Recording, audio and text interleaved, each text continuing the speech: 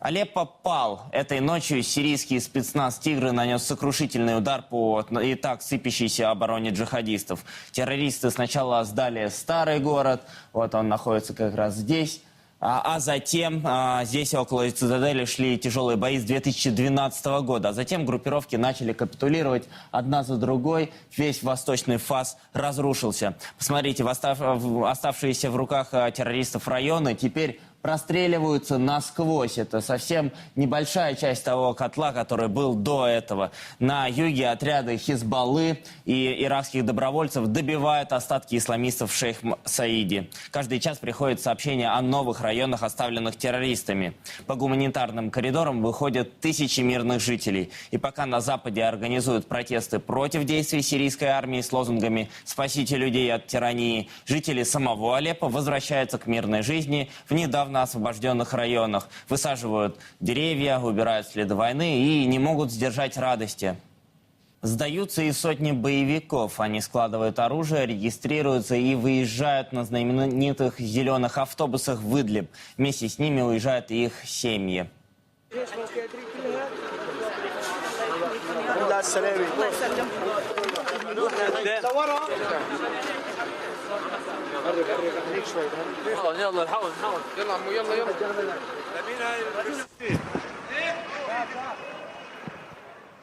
Кстати, сами сирийцы уже посмеялись над так называемой свободной сирийской армией и предложили такой новый флаг боевиков. Как вы видите, на нем отмечены самые важные вещи, то есть автобусы, на которых боевики удирают из анклавов. Сопротивление продолжают теперь только непримиримые фанатики Ан-Нусра и головорезы Нуреддин Занки. Эти террористы виновны в убийстве пленных сирийских солдат, массовых казнях мирных жителей, газовых атаках и других злодеяниях. Как вы понимаете, в пленных брать не будут. Вряд ли они продержатся долго. Теперь, когда полностью нарушена оборона, небольшие группы спецназа уже действуют внутри котла. Даже в районе Бустан-Аль-Каср, сея хаос и панику среди оставшихся террористов.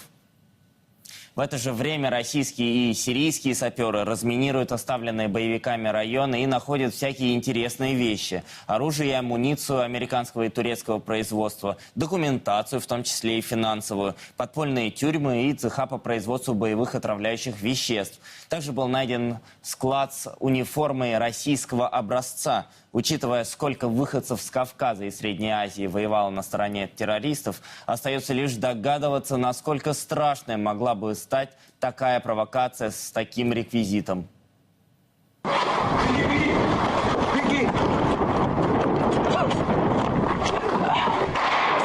Братья, бабахнет очень жестко.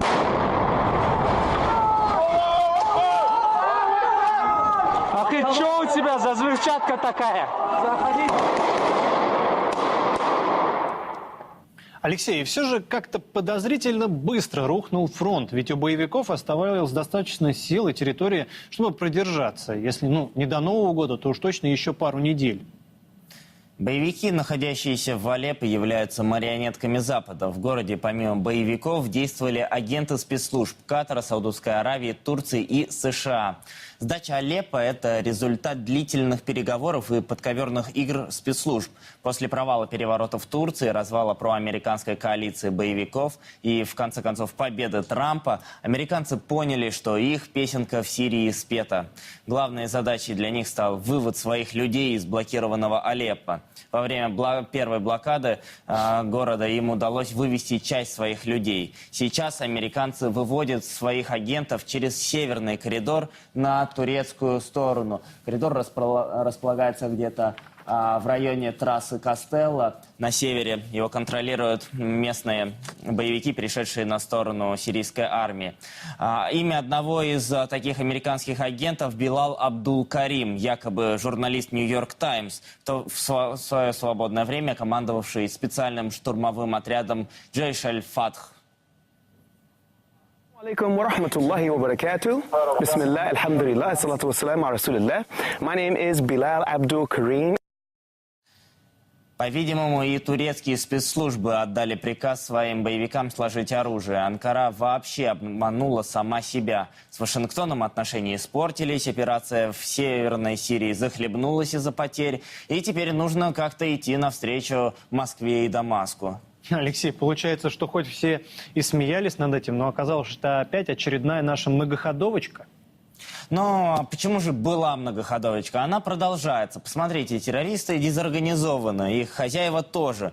Идеальный шанс продолжать наступление на всех фронтах. Идти на Аль-Баб и дальше на Дейр-эз-Зор и Ракку. Учитывая, что сейчас курды переходят на сторону сирийского правительства, открывается возможность переключиться на борьбу с ИГИЛ и выбить террористов с нефтеносных восточных провинций. После падения Алеппо в руках у террористов остается два последних более-менее крупных города. Идлиб и столица Ан-Нусры, и Ракка, столица ИГИЛ. После провала под Мосулом теперь внимание Запада будет переключено на Ракку. Взятие главного оплота сирийской части халифата гарантирует будущее участие в будущем Сирии.